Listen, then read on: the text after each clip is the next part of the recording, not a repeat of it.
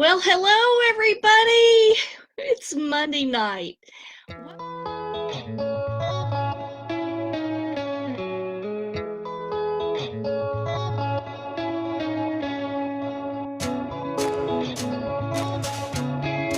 of all, thank you all for being here as well. My name is Rachel Curtis. I'm the adult programming Courtney Kathryn Kauffman. Miss Kathryn Kauffman, all the way from Lexington, joining us here tonight.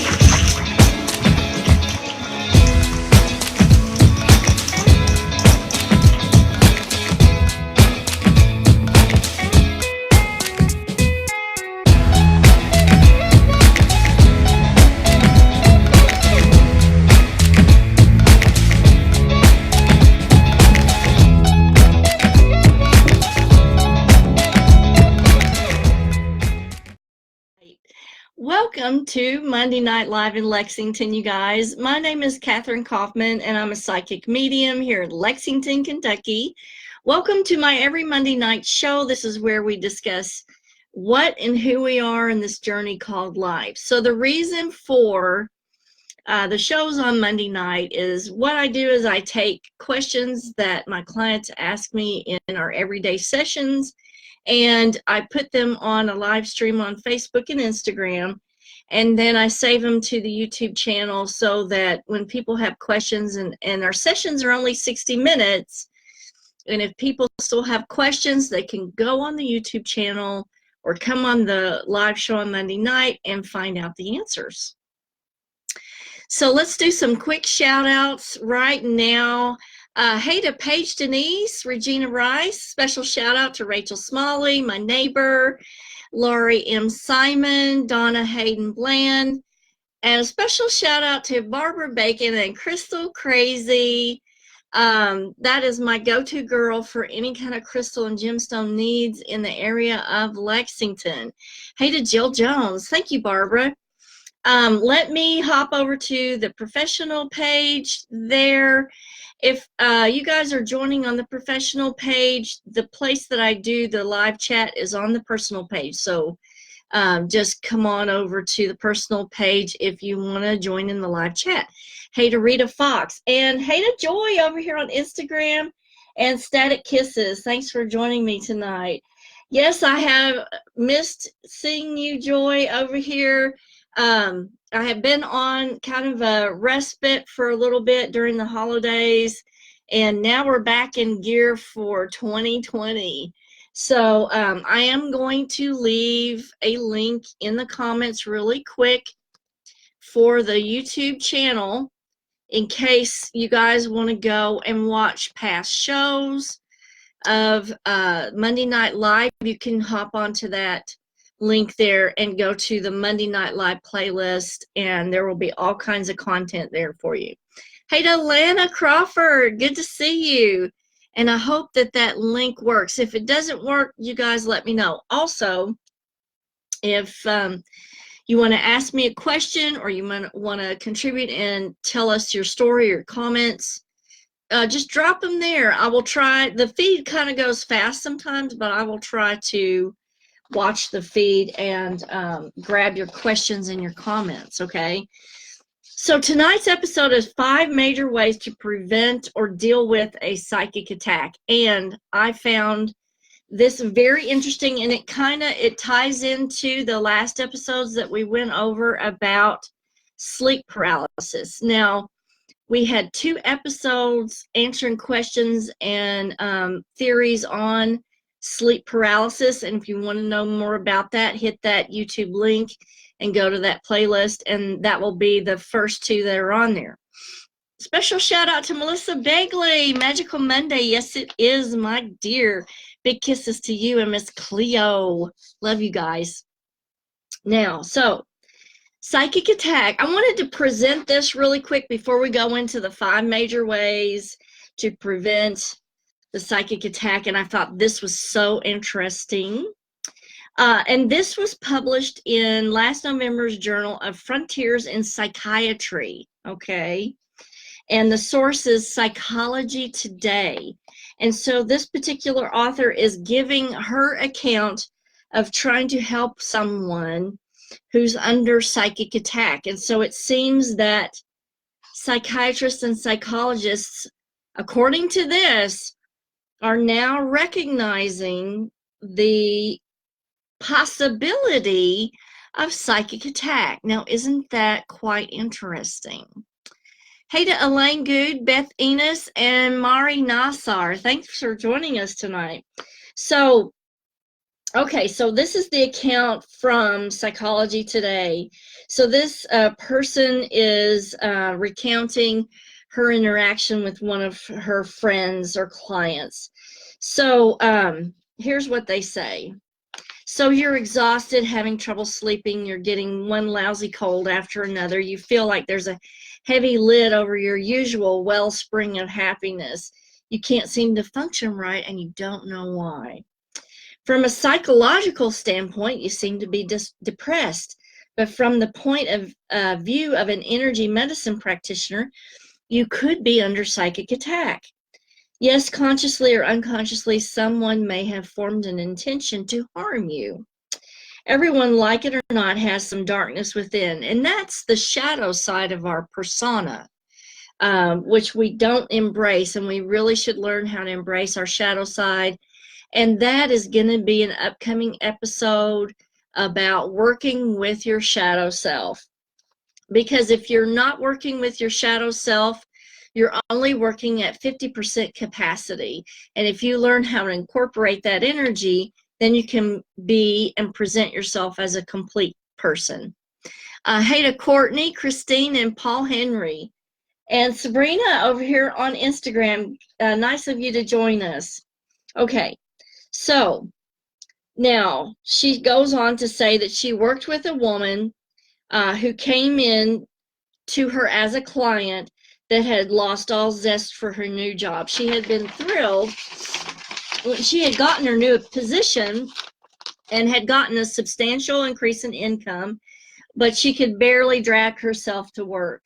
So this psychological psychiatrist or psychologist had seen her, and this is her analysis of the situation. The cause of her problem was obvious to me. I could see a cord, a psychic attachment that connected her to her father. Although he was outwardly proud of his daughter's accomplishment, inwardly he was jealous of her success, especially since he had recently been advised to take early retirement.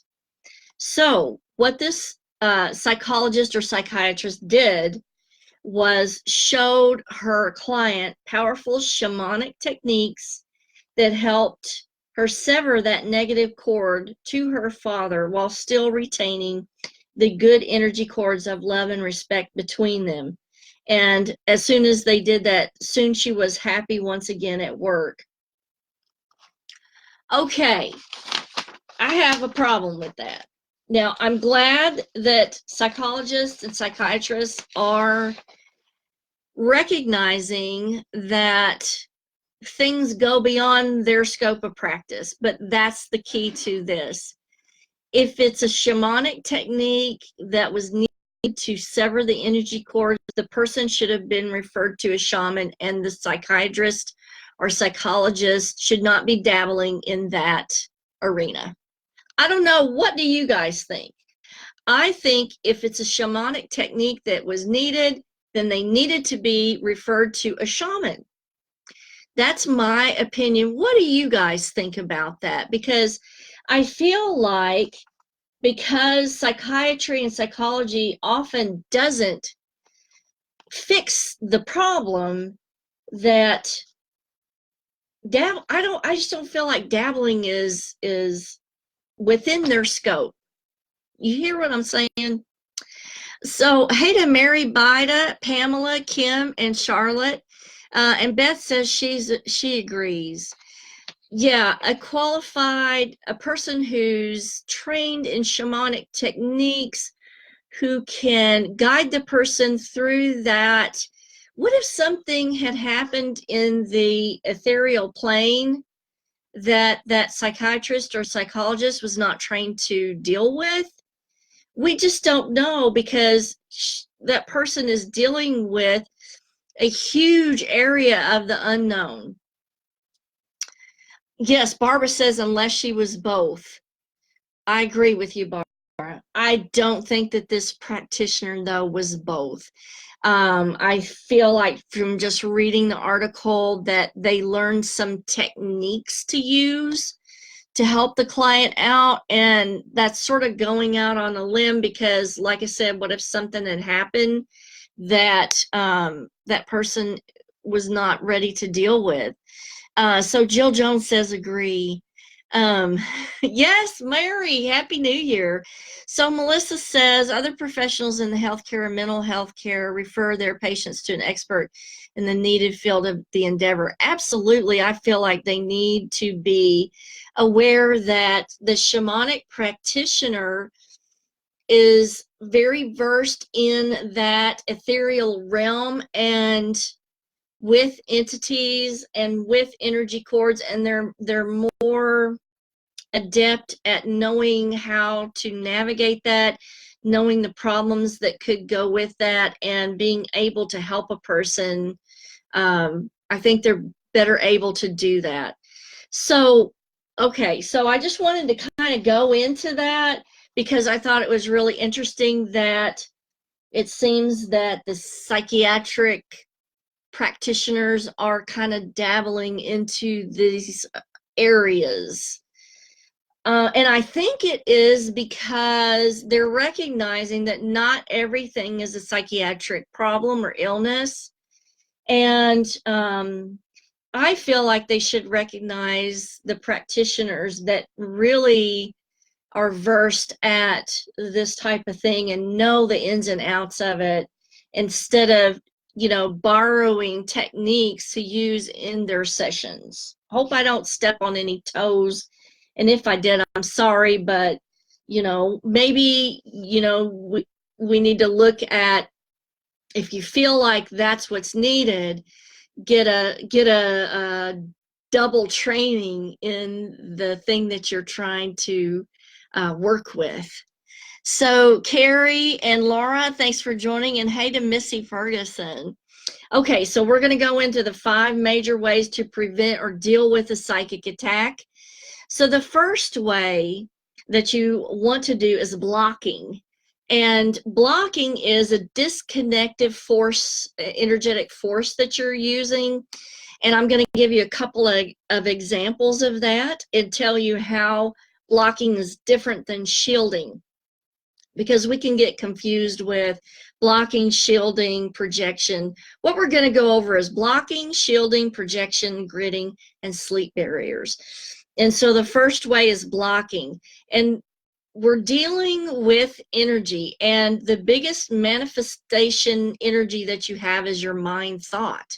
And so blocking, the whole objective of it is to disconnect you from what is trying to attach to you, like the energy cords.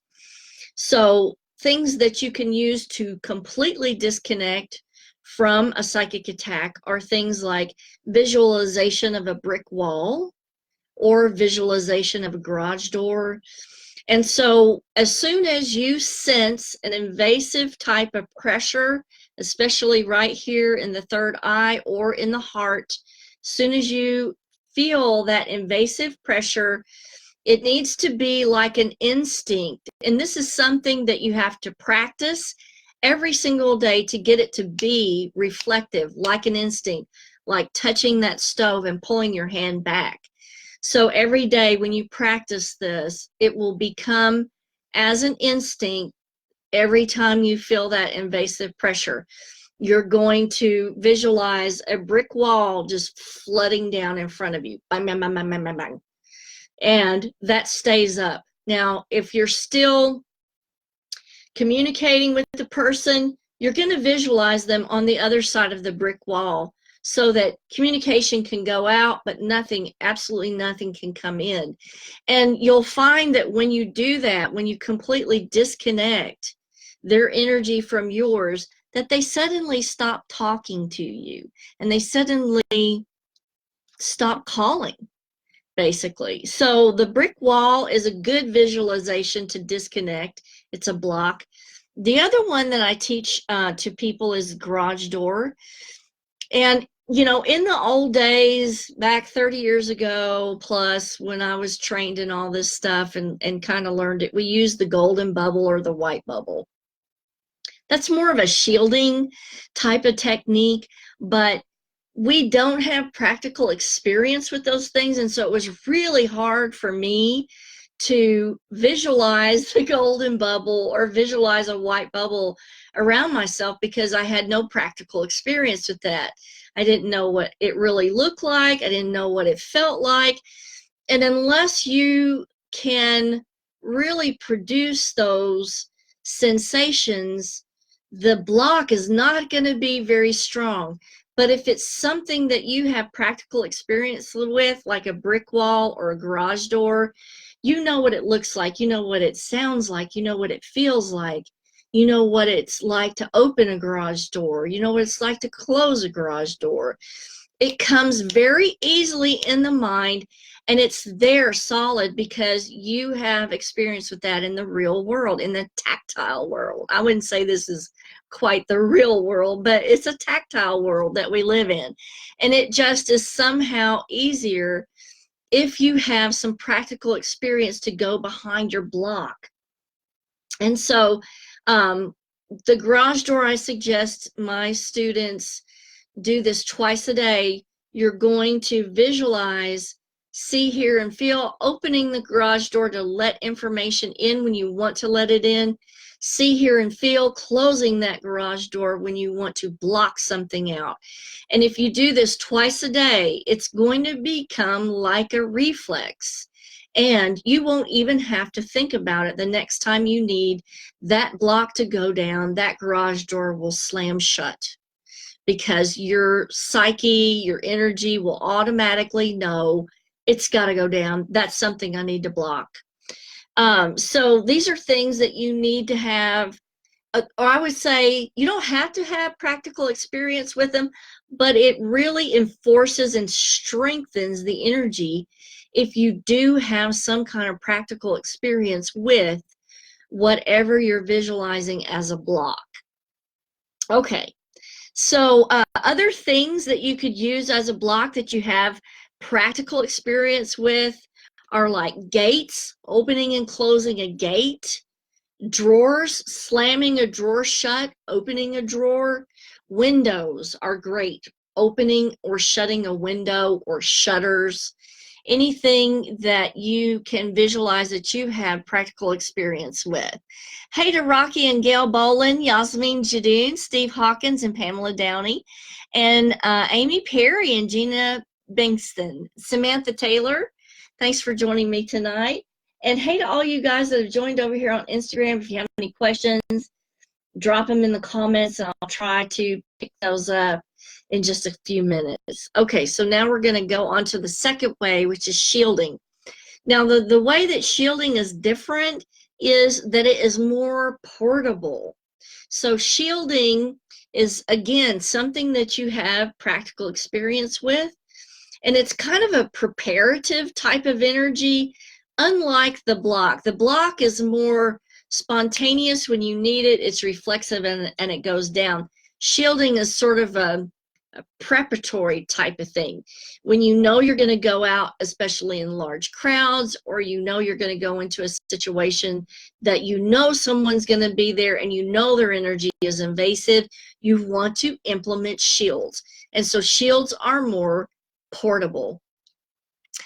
So shields are sort of put in place and they go with you wherever you go. So when I go out into a large crowd or a place that I know that has a lot of invasive energy, I visualize it's almost like an energy raincoat that I put on before I leave the house. So if I'm going to a place where I know there's a lot of people, or I know there's somebody there that is quite invasive with their energy, and they may not mean to be, but it does affect a psychic or an empath when a person's energy kind of encroaches on your space.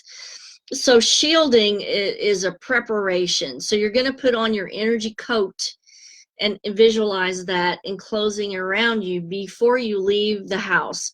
This is where you would use the white bubble or the golden bubble because it can go with you. Also, other things that are portable, an energy shawl or a cover, or even webbing being put over your body. If you can visualize like a white webbing. And webbing is easy because we all have dealt with spiders. We know what a spider's web is like, and we can visualize that really readily. So Samantha says, I always see a bright white light around me. That's awesome, Samantha. I always had trouble with that because you know, light is something for me that came from a light bulb a long time ago. So I had trouble trying to visualize that. And, you know, people who are very scientific and tactile like me, we always have trouble with visualizations unless we have personal experience with it. The light sphere is certainly, like Samantha says, it's a shielding technique because it's portable. So coats, shawls, covers, webbing, light spheres, these are all shielding techniques that you can use. Hey to Pat and Lisa and Kelly and Tara. Okay, let's move on to projection. Projection, and we did a show on this.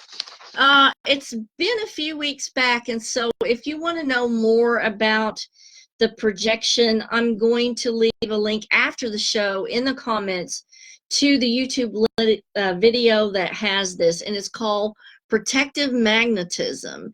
And so protective magnetism is different than shielding or blocks because you actually use your mind heart energy to push back with a type of magnetism against what's projecting to you, but it's not with an aggressive force. And so let me read a little bit to you about it. So when you're using protective magnetism, what you're doing is protecting yourself from negative magnetism. And what you want to use is positive magnetism. So what you're doing is producing that force. You know how when two magnets come together and the poles aren't right and it kind of repels the other? Protective positive magnetism repels the negative magnetism, and so that's what you're wanting to create. So what you want to do is concentrate at the point between the eyebrows, and you're wanting to visualize the energy rotating around the thought that you're sending positive energy to the person who's actually trying to send you negative energy. And so what that does, hopefully, the theory is it repels that negative magnetism. And so you absolutely have to do this action from a thought of positivity and welfare from the higher consciousness to that other person. Otherwise, here's the danger of this, okay? If you do this out of malice, guess what you're going to do to the negative magnetism? You're going to connect with it, okay? And then you're going to draw it straight into you. You really have to do it from a higher consciousness for the welfare of that person and from a positive magnetism standpoint to be repellent. Then it protects you. Then it repels what they're trying to send you. But you really have to have a pure heart and want only the best for that person. So absolutely, this has to be practiced before you can use it. And I guess it would be considered a more advanced technique, but you know, practice it and see if you can be successful using it. And just be really, really careful that you don't connect in any way with malice or a negative energy with that other person. Because if you have any dark or heavy vibrations in your heart center, you're going to connect with their negative magnetism. But I mean, it's a really, really great technique to use. if you know how to use it and you've practiced it. Another thing that they bring up in the protective magnetism is you shouldn't ever look into the eyes or shake the hands of a person with really, really bad vibrations.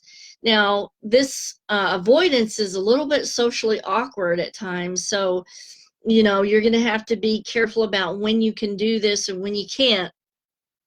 But this is one way of not connecting with that negative magnetism.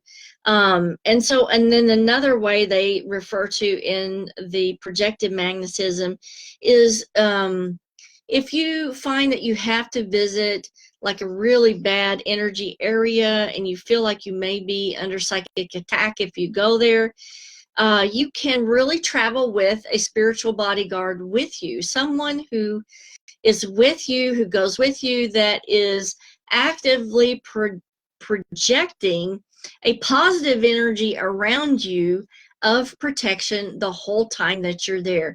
This is extremely effective, and this is something that I have learned to use with people that go with me as assistants when I go on investigations and other types of areas. So that I can say is an extremely effective measure, is to take a spiritual bodyguard with you, someone who can employ this protective magnetism around you, and this works extremely well. Hey to Bailey, Erlene, and Jeannie, and Kathy. Thanks for joining us this evening. Okay, so that's under the guise of protection or projected magnetism.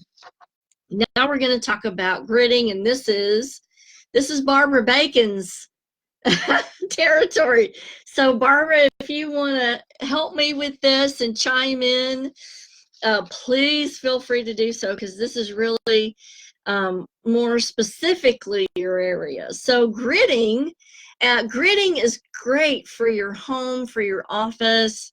And so what we're doing is kind of putting up a projective type of, it's almost like an energy laser beam that goes from crystal to crystal to create a web of energy or grid around your home or your office or whatever area you want to try to grid. Now, we know that crystals conduct electromagnetic energy, and there are certain ones that are very useful in gridding your home or property against psychic attack.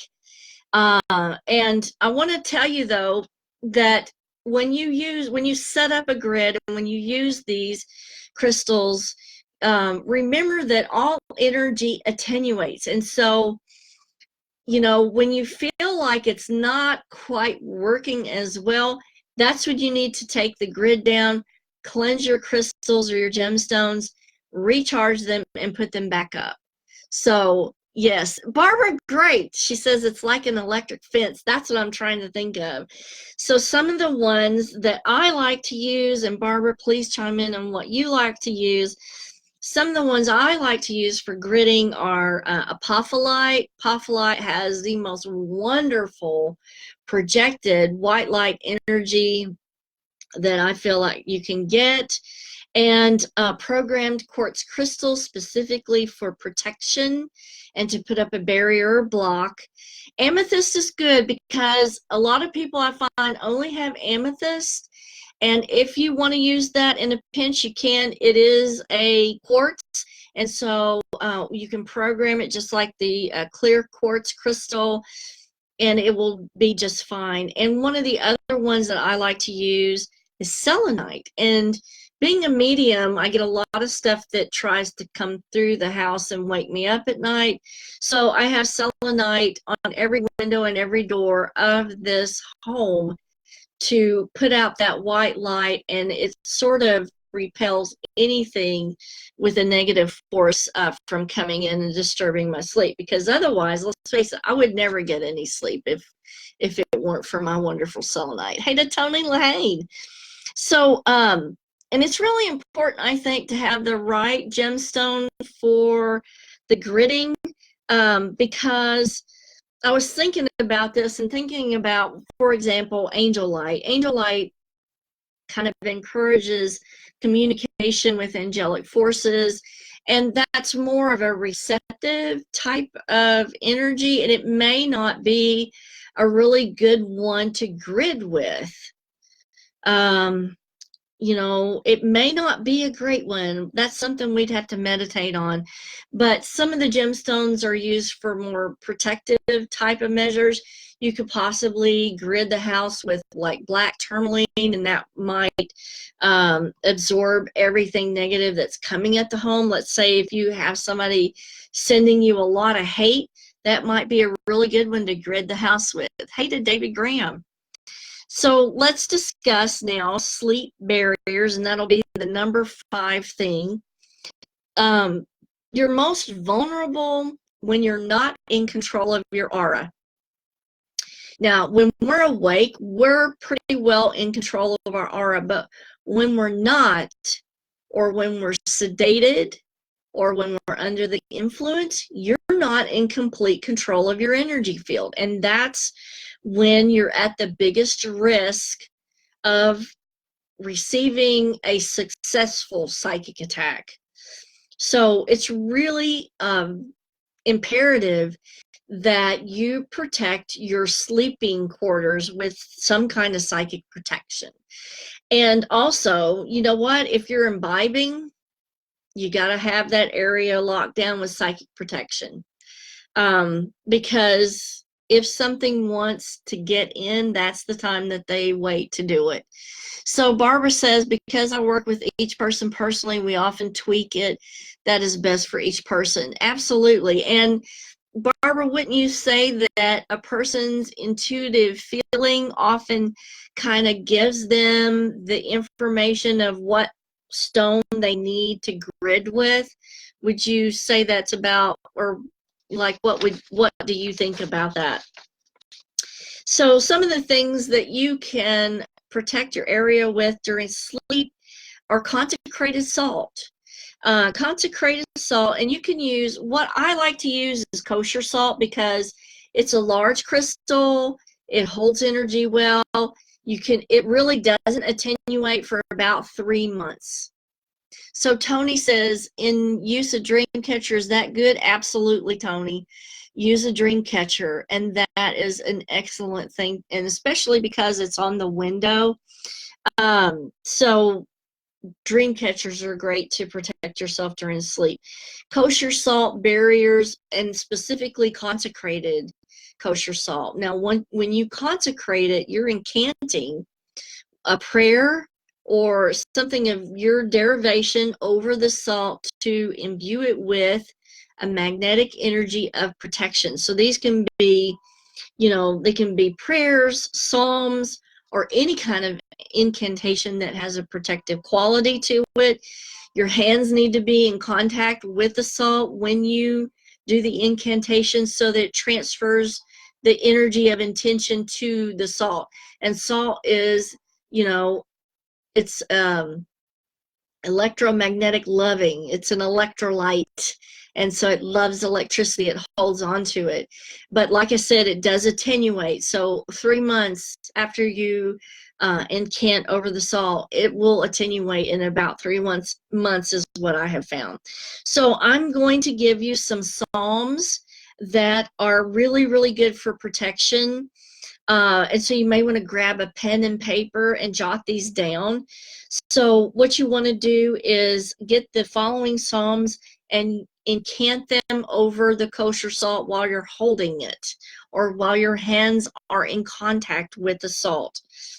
And kosher salt is really cheap, you guys. It's very good to use. It lasts a long time. It doesn't cost a lot, and it has really done great works for me over the last 25 years. So here's the protective psalms that you may want to look into using. Psalm 91, Psalm 7, Psalm 27, Psalm 32, Psalm 140, and the last one is my absolute favorite. It's my favorite one to use. I think it works the absolute best, is Psalm 52. So that's the one that I love using the most. Okay. Other sleep barriers that you can put up are the black gemstones, the black tourmaline that we mentioned. I have another video on specific black gemstones that you can use, and I will drop a link to that in the comments after the show. So if you want to know more about specifically why we use black gemstones and all the black gemstones that you can use, that will be in the video. Now, housekeeping for the future. Upcoming webinar for this spring for you guys is going to be advanced protective measures for your house or property. Like, this is just scratching the surface of the things that can be done. Now, if you've done some of these techniques, and let's say they're not working for you, hey, you need to take the webinar coming up this spring, because I'm going to feature advanced measures on protecting your house or your property. So Barbara says, because some people are drawn to stones that are a frequency versus a vibration, and even some are drawn to stones that are almost a tone, we work together to find the crystals that are absolutely best for the intention needed. Absolutely. And so if you're at odds as to what you want to use, or maybe you have an intuitive feeling that you need to have a little bit more guidance on this, to use your own intuition to pick out what you need, get a consultation with Barbara Bacon at Crystal Crazy. Go out there and let the gemstones lead you where you need to go with your protection. And so now, next Monday night, we're going to dive into working with shadow. God, I put this off for so long, and I know it's going to be more than one episode because there's just so much. But I think that this is like a hugely needed topic, because many of us think that the dark side of us or the negative side of us needs to be locked away in a closet, and we're running around functioning at 50%. We need to incorporate that and function as a whole human being, learning how to balance that, learning how to use that energy. And so that's what's coming next Monday. Also, watch for the webinar on advanced protective techniques. It will all be posted on my Facebook pages and Instagram. Follow me on Instagram if you have an Instagram page. Hey to Ada and Alicia. So Barbara says, setting the grids for everyone in the house, dog included. Yes, there's no absolute stones, just guidelines. Yes, and Barbara can help you with that. So Barbara, if you would put a phone number or a link in the comments for people to contact you, that will really help them get the guidance that they need. Until next Monday night, you guys have a fabulous week. I will see everybody for Fun Friday here coming up this week. And kisses from Kentucky. And it's good to be back after vacation.